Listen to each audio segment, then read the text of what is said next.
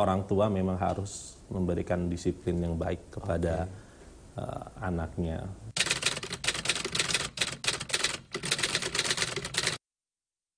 Pilihan boleh berbeda, tapi artinya jangan sampai lupa bahwa kita ini masih satu aja. Gitu.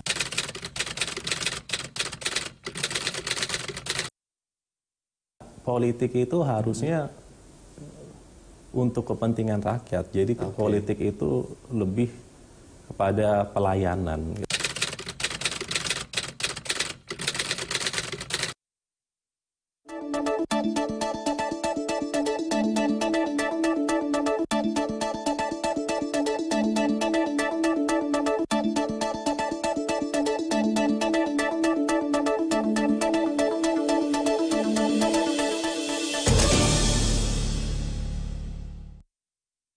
Ya, terima kasih Anda masih bersama kami di Newsroom, dan khususnya di kali ini di segmen Tokoh Kita sudah bersama kami yaitu Ketua Umum PKPI Mas Dias Hendro Priyono, dan kita sudah berada di kediaman Mas Dias. Halo Mas Dias. Halo, selamat apa siang. kabar? Baik Mas. Alhamdulillah sehat ya. Mas Dias, sebelum kita masuk berbincang panjang lebar, diskusi panjang lebar, saya ingin bertanya, kita masih dalam suasana bulan Syawal ya, Idul Fitri. Selama Idul Fitri kemarin, kemana aja nih Mas Dias sama keluarga?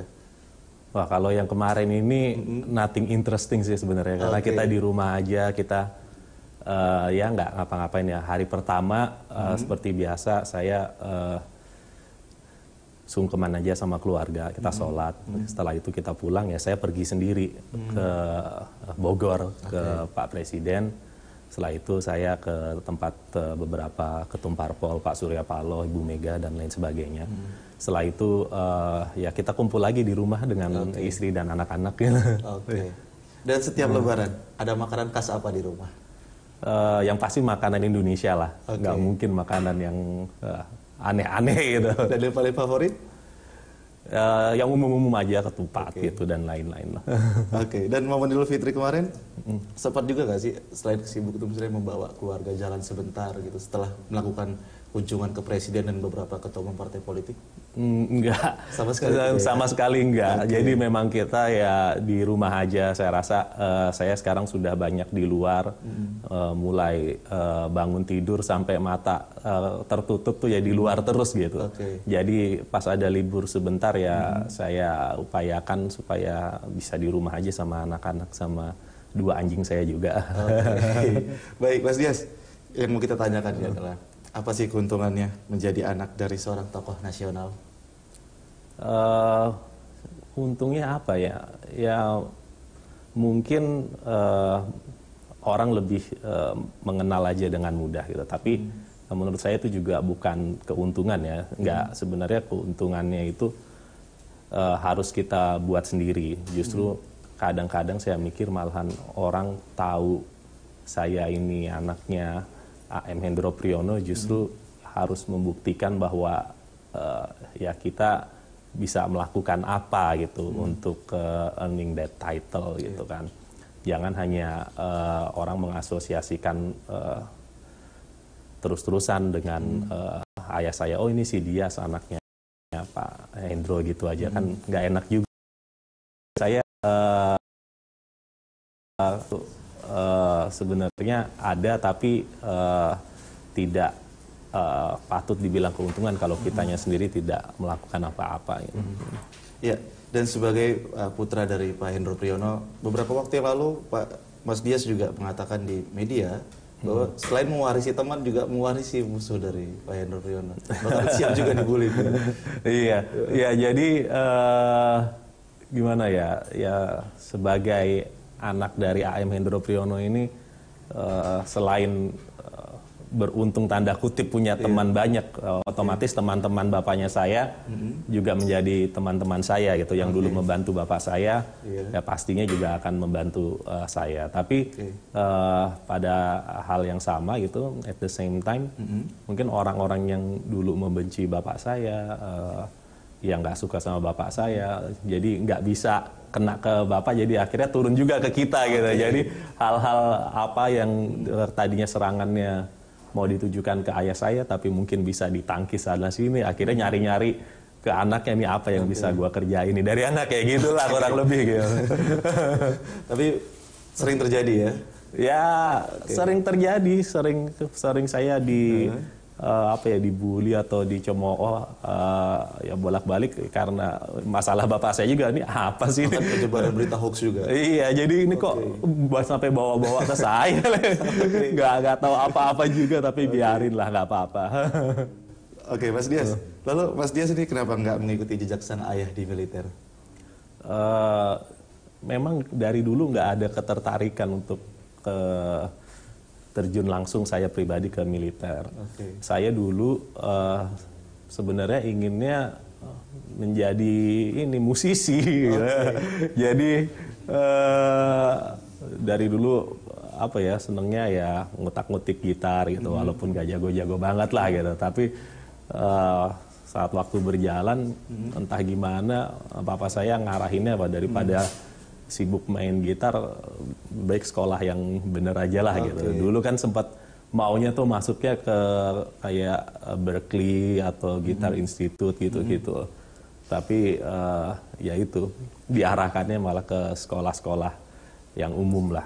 Akhirnya ke Hawaii, ke Virginia Tech juga. Tapi artinya Bapak ataupun keluarga tidak support di musik pada saat itu?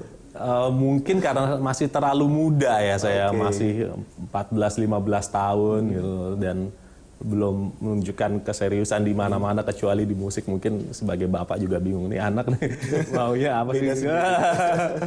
Masih kecil udah senengnya musik-musik rock gitu kan, zaman dulu udah dengerin Guns N' Roses, Metallica, Megadeth lah gitu. Tapi sampai sekarang hobi musiknya dengan gitar khususnya masih sering? Masih ngerok. Mas Dias, kita tahu Pak Hendro Priyono merupakan militer. Lalu seperti apa sih didikan seorang Pak Hendro Priyono kepada anak-anaknya, khususnya ke Mas Dias? Kalau untungnya lagi ini saya anak paling kecil. Jadi mungkin bisa dibilang ada perlakuan khusus gitu. Kakak saya ini yang nomor 2 Mas Roni, dan yang pertama nih Mbak Heti, kayaknya lebih kalau galak lebih galak ke mereka gitu. Jadi saya karena anak paling kecil ada sedikit benefitnya. Jadi kalau garang-garangnya ya emang masih garang juga gitu, tapi paling nggak segarang ke kakak pertama kedua gitu lah. Dan dampak dari didikan itu sendiri untuk Mas Dias di masa yang sekarang ini seperti apa? Menurut saya kalau orang tua memang harus memberikan disiplin yang baik kepada anaknya, ya, terutama kalau anaknya itu ya belum mengerti apa yang dia lakukan gitu ya, dan saya rasa juga harus beda-beda.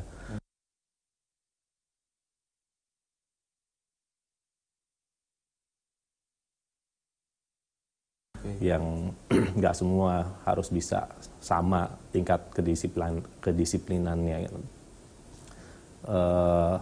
Dan syukur-syukur ibu saya selalu ada gitu. Jadi kadang-kadang kalau bapak saya terlalu keras, ibu jadi bisa memberikan sentuhan yang lebih lembut gitu. Jadi bisa berkurang sedikit lah gitu. Dan saya rasa dengan sentuhan ibu saya, kedisiplinan yang diberikan dari orang tua ke kita itu menurut saya sudah pas. Dan dampaknya karena ada pas pemberian sanksi, pemberian disiplin kepada kita, dampaknya sangat baik lah. Mas Dias, pesan apa yang Mas Dias ingat dari seorang ayah yang terus menjadi motivasi hingga saat ini, dari masa kecil hingga besar? Yang paling saya ingat, bapak saya itu sedikit kesel dan marah kalau saya suka takut akan sesuatu. Itu aja sih. Jadi saya ini kadang-kadang ya mungkin karena anak paling kecil dulu lah ya, mau melangkah, mau melakukan sesuatu itu banyak pertimbangan. Wah, ntar gimana kalau gini, ntar gimana. Tapi bapak saya itu cara pikirnya jangan ngomongin ntar gimana, ngomonginnya gimana ntar aja, yang penting jalan dulu gitu. Jadi kadang-kadang suka nggak masuk diskusi sama papa saya karena papa saya cenderung lebih sangat-sangat sedikit pertimbangan. Yang penting jalan dulu, gimana entar. Kalau saya ini tipenya entar gimana gitu, banyak pertimbangan dulu baru mau jalan gitu. Nah di situ